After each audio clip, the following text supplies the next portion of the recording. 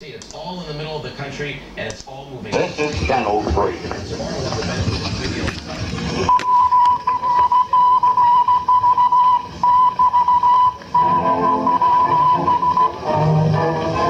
Now WRCV-3 presents Pulse of the News with Vince Leonard. A complete wrap-up of the local news, sports, and weather of the day, as prepared and edited in the NBC Newsroom in Philadephia. Good evening, everybody. I'm Vince Leonard, and here's what's happening on this Thursday night, September 10th, 1964, on Thursday evening at 6 p.m. Delaware County's industrial leaders have given strong endorsement to Delaware County's community college proposal. William Taylor Jr., chairman of the Delaware County Council for Higher Education, said Wednesday that a business industry survey showed 10 of the county's largest companies employed a total of 23,360 persons, felt existing educational facilities in the area do not meet the employment needs for the non-college graduate employee. About 85% of the companies indicated that there will be opportunities for employment for people who have 2 years of a technical or semi-professional training beyond high school. County Schools Superintendent G. Baker Thompson said that he did not realize that there would be such a known acknowledgement needed for such treatment. There seems to be indicate that we're thinking about community colleges and certainly needed today. He said, I expected that this needed to become more critical very rapidly. Thompson said that there was another surprise result from the survey. Leaders and industry people in charge of personnel and in charge of the training programs tell us that things are changing so rapidly that they do not predict special needs or courses for 5 years from now. After things in the survey revealed, more than a quarter of all county employees are engaged in work which requires more than a high school training, but not necessarily a college degree. More than half of the industry surveyed indicated that the proportion of employees requiring training beyond high school would be increasing during the next 10 years. 17 of those responding in the affirmative were firms employing over 200. The respondents checked their following types of training as moral, value to their organization, drafting and blueprint reading, bookkeeping and accounting, machine shop practice, secretarial inspection, and quality control, welding, engineering, aids, instrumentation and plant control, machine technology, mathematics, and business management and business machines and selling. Assistant County School Superintendent N.D. Navins and many of the courses cited would come in the realm of the county's planned vocational technical school program. He said that the community college would be more likely initiative classes for future secretaries, engineering aides, and machine technologists and mathematicians and purchaser industrial chemists and laboratory technicians. A survey was sent out to the 200 businesses and industries with 36% responded. Evans said that 72 companies which responded employ 46,336 or 20% of the county's working force. Evans said the survey completed with earlier student parents survey and consultations with semi-professional people have established a need for a community college in the county. Members of the task force investigating the possibility of a founding of the college were asked Wednesday night to come up with an answer by November 1st. Chairman of the task force committee cited buildings, curriculum, administration, and staff defendants was given their job assignments at a 2-hour meeting in media committee hall to report their findings by November 1st. The final report will be presented to Delaware County School by November 18th. In Philadephia, the alleged securities of a Negro riding and looting in North Philadelphia will be the weekend of August 28th. Will be arrested this weekend and early next week. Mayor James H.J. Tate announced today. Tate told a news conference on Wednesday that the arrest followed intensive investigation of the rats by Police Commissioner Howard R. Leary. In Concord, I'm Jack Harper, WCBB. Upper Providence, the 7.1 acres Rose Street Fox Fenton Club property has been sold to a housing developer, was disclosed today. The trust in Providence Road, just north of Rose Street Road, has been sold to the Armor Link Builders Incorporated of Springfield. The firm plans to build a community of custom quality homes on the property. Just last week, Upper Providence supervisors voted to request the county commissioners to apply to the state for inclusion of site in the project's 20-fire park. The jury had no finding in the murder of Stephen Davis. Various proposals have been made to have a site purchase for a park. The club, the oldest of its kind in the nation, moved into its activities near the new Bridgeville, New York County at the end of March. The move of the 1 and 4-year-old club was brought about because the growth of the area did not allow enough space for 13th sentencing hearing. Bolter faces a maximum of life in prison plus 30. Ducks time in Joseph J. Wall, club president, announced today negotiations for the site has been concluded. The sale price was not disclosed. J. Bradley McManus, president of Keller McManus Incorporated, Springfield real estate broker, which handled sales, said today, "We look forward to this undertaking in the case of the finance opportunities available in Delaware County to provide a select, carefully planned community of home sites and the true colonial tradition to be taken at this historical location." Court later this month. Duke now, where a tractor-trailer crash left out power. He said there are many builders which Trailer hit a pole. is associated with a real estate firm expected to take title in the near future. It was not known just how many homes will be constructed.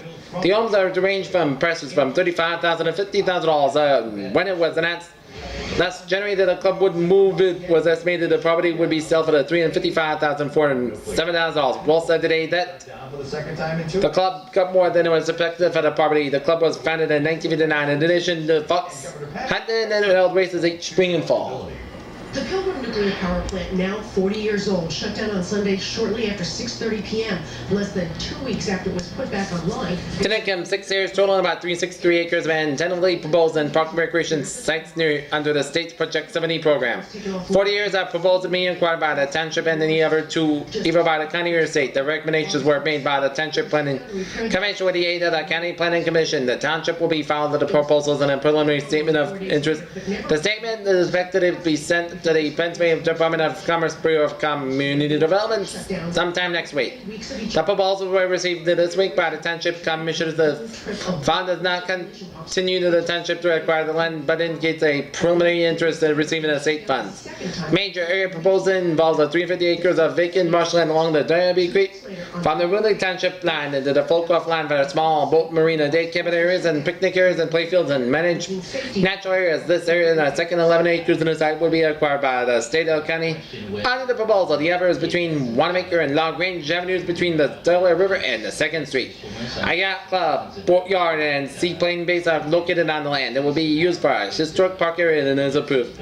The 4 sites recommended for township facilities total 22 acres. They are Erickson Avenue and the Incidents seem unrelated. Boston Avenue from 2nd Street to the river. 8.5 acres of vacant ground to be used as a community park and boat launch and ramps, playfields and court games, ice skating areas, and picnic facilities. Acquisition date in 1965. Addition to the township building on an industrial highway. 3.5 acres of vacant ground to be used as sitting areas and adult games and facilities. Acquisition date 1966.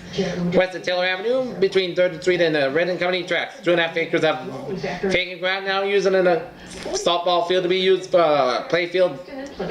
Top lot areas. An acquisition date 1968 east of 4th Avenue from Delaware Street to Shawnee Street. 7.5 acres of vacant land to be used for playfield and top lot areas. Acquisition date 1969. The commission has made that the cost of the township of the site proposed by the township facilities will be $30,000 spread over the 5-year period. However, estimates on the cost of the various sites which are presented by the commissioners are considered to be low. A township spokesman said that it will be adjourned. It's attracting a lot of attention, and people feel that theft across town was simply heartless. This is devastation of Hurricane Dora rips up the dock foot of a bridge of lines in St. Augustine, Florida. As Hurricane Dora smashed at the St. Augustine and Jacksonville today with a giant hammer of wind and tide and veered inland to the front of Florida's Gulf Coast and southern Georgia. The massive storm tormented 100,000 square miles of land and sea with tides up to 10 feet and peak winds up to 100 miles an hour. Sent gales whistling toward the Florida's Panhandle and all the way up to the Atlantic coast and South Carolina. Brunswick, Georgia, about 100 miles north of St. Augustine, suffered its worst pounding in 20 years at a 5-foot tide and gusts that shattered winds and ripped roofs at 65 miles per hour. Unofficial estimates put damage so far in the tens of millions. Water flowed hip deep in the ancient slave market square in the heart of the picturesque city of 15,000, the nation's oldest. Giant old oaks that have weathered tempests throughout the centuries were uprooted. Most streets were in 1998 and the power was out. In Jacksonville, a city of 250,000 people with a modern On display throughout Boston. gleaming skyline, homes were uprooted, streets flooded, and power lines, poles, and trees tossed to the ground in a tangle. Where tides did not reach to damaged buildings, torrential rains lashed by the shrieking moaning winds did. Hurricane of hundreds of Homes and wind driven rain ended floors. Thursday morning, Dora was centered about 30 miles southwest of downtown Jacksonville, moving directly toward the west or west-northwest at about 7 miles an hour. Wally Kinnan have that on the weather in about 6 minutes. Atlantic City, Harvard Towns, Maryland. Cover March is still keeping her fingers crossed at the 1965 Miss America title, even though Miss Minnesota's medley of Polynesian dances won her out for the Waltz of the Dawn Wednesday night's first round of preliminary competition for the 64 pageant. Miss March, Miss Pennsylvania applauded that Barbara Phil Sasselberg of Bloomington, Minnesota won the first round of the talent division. Second and third place winners were selected but not announced. Miss Sasselberg, the only contestant Miss March had met before the pageant, performed the dances at the Miss Pennsylvania pageant last June. Miss March said that she was pleased with her own solo dance from the opera cappella. It went better than it did at the practice, said Miss March, who experienced one to some difficulty at only rehearsal this week. She said that the convention hall stage had a much rougher surface than the kind that she had been using person on. It was awfully hard on a dancer, she said. Miss Pennsylvania's parents, Mr. and Mrs. Earl B. March of 405 Shelburne Road in Havertown, Maryland, has seen only once since they arrived there Tuesday, were among the 5,000 spectators in convention hall Wednesday night. I thought Maryland did well, Mrs. March said, but that she always done very well. Miss March also viewed Miss Minnesota and Pennsylvania. And media, the media area will take on international flavor, finding out when the play is hosted to 82 persons from 36 nations to 26 nations at the 5th United Nations Weekend, sponsored by the Media Area Committee of the United Nations. Out of total, 26 SWOMI and UN delegates. Area residents will open their homes to the delegates and their staff members. That's weekends. Highlight will be a program Saturday afternoon and evening at the Linville Orchards in Middletown. A descendant of the first American and Indian will greet the visitors at the fair. The UN representatives are to arrive at the chartered buses between 5:30 and 6 p.m. Friday in the Media Courthouse parking lot at Alvin and 2nd Street. They'll be greeted by committee officials and representatives of the Scottish Historic and Research Society of the Delaware Valley. Pipe Major D. Bruce Nichols and Piper James R. Ross, both of Broomall, will welcome them with a skirt of the bagpipes. Among those scheduled attendant Ambassador and Madame Mohammed Alani from the Yemen, Arab Republican Conti and members to Vacanda, Belgium, represented Russia delegates. Also is expected to attend. Saturday's events at Linville Orchards will be from 3 to 10 p.m. There will be swimming from 3 to 5 p.m. and picnic from 5 to 7 p.m. and dancing from 7 to 10 p.m. Chief Trainer, the half-town of Glenville's widely known Indian TV entertainer will greet the visitors.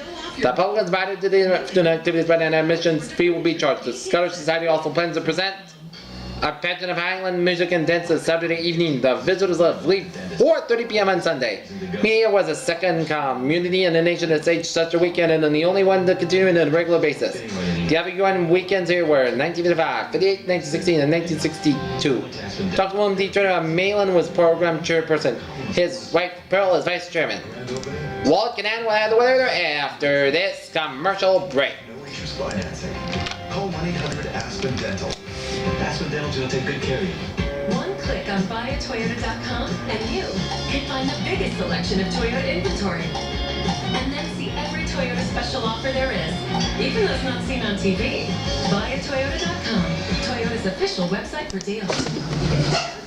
For days, with top designers and the latest brands with huge savings. Looking for a short wool, leather jackets, down whatever you need to keep you warm and dry. It's one-stop shop. The car department at Brooklyn. Closed caption funding provided by Luna. With Luna, buy one room of flooring, get all other rooms of product for $50. 7-4-1 Luna. You're watching News Center 5 at 6, but the actual woman accused Robin Hall, open every night until 9:30. This is America's largest family clothing chain. Off Barrel Valley was the back-to-school savings. There, these boys trim taper dress like the famous Burlington fabrics. Now, $2.99 on Barrel Valley, $4.98 other stores.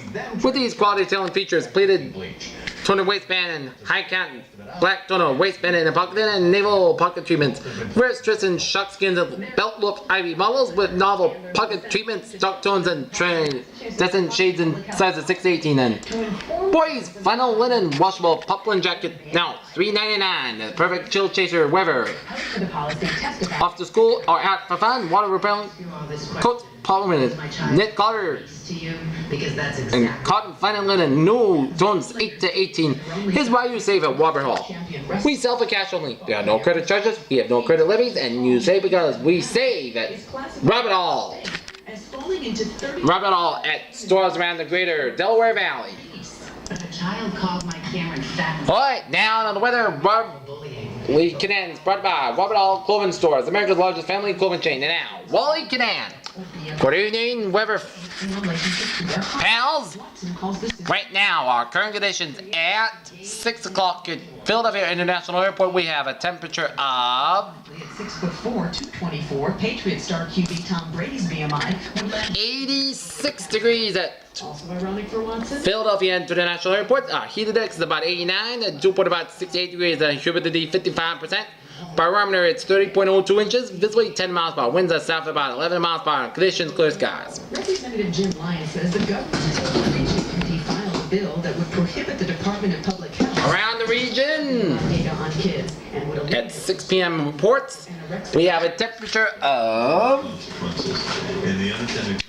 80 degrees in Wilmington, 86 in Philadelphia Northeast, 86 in Trenton, 80 in Newark, 78 in New York City, 80 in Jackson, New Jersey, 78 in Atlantic City and Wildwood, New Jersey, 86 in Fallon, 80 out in Dover, Delaware, 80 in Wilmington, Delaware, pair of 84 is in Washington and Annapolis, 86 in Baltimore, among American children. But even 88 in Allentown, 88 out in Reading, 80 in Lancaster, and 90 in Harrisburg. Well, here we are, 616 Harvey, it's 75 degrees, and it feels awfully muggy outside. Because it is, Ed, you're right, and the heat... Weather Eyes by the Nation today.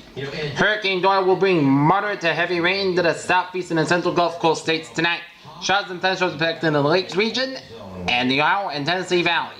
It'll be cooler from the north and central plains states to the lakes area and warmer in the central Appalachians and middle Atlantic states.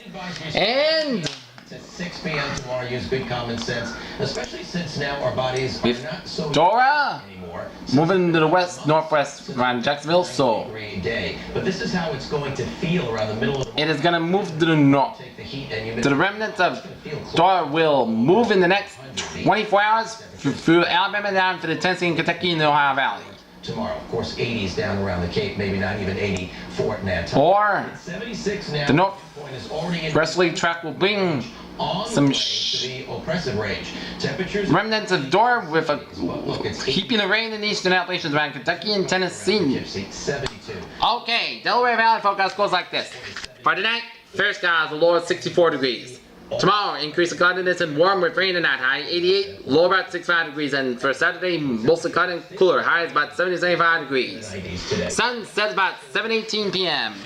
And low tide at off Chester Tidewater Terminal Pier, 11:52 p.m.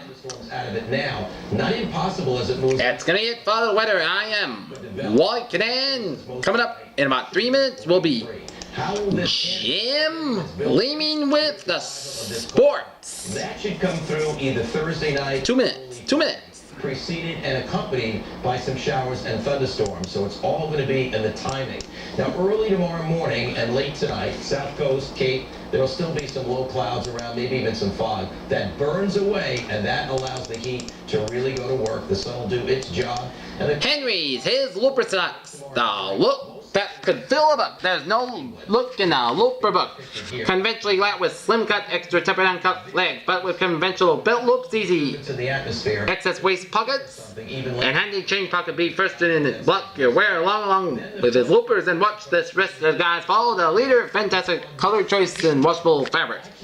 From $4.95 to $7.95, sizes 27 to 36. At Henry's famous brand clothing for men and boys. 30 East 7th Street in Chester, Pennsylvania. Charged and registered accounts that open Monday, Fridays, next to 9. 2 doors from State Theater in Chester. a big change. So the home opener for Thursday night, a risk of a thunderstorm, warm, muggy temperatures in the 70s with a southwesterly wind. Following 2 tropical storms, that is Umberto, still way out, and this one is right near Bermuda with a tropical storm warning. That is Gabrielle. That one is going to stay off the coast. The other one is way out in the Atlantic. Action, you bet! July to September. Run Raceway, last 3 nights. A twin double every night. For tomorrow, as I mentioned, we're going up to about 86 to 96 degrees around the region tomorrow. Coolest on the Cape, hottest north and west of Boston, and we'll check it out. Beyond that, risk of storms, especially later Thursday night. Tie up for winter gets Norbility on the safer Kelly Road. It's Kelly up Bright Tires from 11:36. And milder to finish. Ride the safer Kelly Road. Tire deals around the greater Delaware Valley. Okay, now sports with Jim Leaming, and it is brought to you by your Kelly Tire Dealers. And now is Jim Leaming. Good evening, everybody, sports fans. Here's what's happening in the world of sports. Patriot players to attend. At Connie Mack Stadium, the Philadephia Phillies defeat the St. Louis Cardinals at Connie Mack Stadium 5-1 as they extend the lead over the Cardinals in the National League to 6 games. Today's walkthrough, Danny Amendola, who is still suffering from a sore hamstring, which later tonight, the Philadephia Phillies would be flying way out to San Francisco for a date with the San Francisco Giants tomorrow night in San Francisco's Candlestick Park. So, those of you listening to the game are gonna stay up late to watch it. Okay, of our scores around the major leagues. In the National League, the Milwaukee Braves edging out the New York Mets 7-6. Chicago Cubs edging the Houston Colts 45-4-3. American League scores: the Yankees over the Detroit Tigers 5-2, and the Chicago White Sox in the Minnesota Twins 2-1 and 10. For the Phillies. saying that it's an important game because it's a divisional. Well, get your shoes and gloves. Just get yourself here. That was General Manager John Quinn of the Philadephia Phillies speaking Wednesday with a stunned Vic Power, Los Angeles Angels first baseman. Quinn telephoned Power, who was visiting friends in Minneapolis, and told him he had been purchased by the Phillies to replace the injured Frank Thomas. Thomas suffered a broken thumb Tuesday in a slide at the second base against the Los Angeles Dodgers. The veteran outfielder first baseman, who had driven in the 26 run in the 33 games since coming here from the New York Mets, probably would be the sideline in the rest of the season. Quinn, upon learning of Thomas's injury, took a quick look at the waiver list and put on a call for Fred Helney. Angels general manager, he wanted a Power who the Phillies for last July before Minnesota traded him to Los Angeles. Playoff win. He's lost 4. Haney agreed to part with the Power since Joe Adcock has been doing a fine job as an Angels first baseman. He got what Quinn said was going to invest $20,000 in a player to be earned by October 15th. Power was in Minneapolis because the Angels had a 3-day break to the schedule. He told Quinn that he had no gear with him, which prompted the Phil's GM to make the shoes and glove offer. That's probably pretty stout. And of course, I'll get the next plane to Philadelphia. What do you want me back? At the ballpark. Power said. Power arrived about 1 a.m. and it was due in Parkland. It was time for the afternoon's game with the St. Louis Cardinals. Quinn said he and manager Gene March had felt very fortunate and able to come up with a player of Power's experience and know how at this stage of this pennant fight he won't make any mistakes. Quinn said that the South fielder who got his start before in 1954 the Philadelphia Athletics in the American League. March had Power, who had hit 247 in 37 games with the American League Angels, would step right at the first base. A right-handed hitter, he was a 3 homers and 14 RBIs this season. Power moved to the Kansas City with the A's when the team left Philadelphia then to Cleveland and Minnesota. He is known as an excellent glove man, receiving an award at ascendant field and first baseman in the American League 6 times. March was philosophical about Thomas's injury, a big blow to the National League leading Phillies. There was nothing we could do about it. Thomas said, "Well, there is something we can do about the situation. We get the best man available," the manager said. It's the job. Find your passion. Indianapolis, AJ Foyt of Houston, Texas, won the Indiana State Fair Century Race for a late model stock car Wednesday night after starting a 100-mile event in last place. Changes. Good for Foyt. Transitions. New beginnings.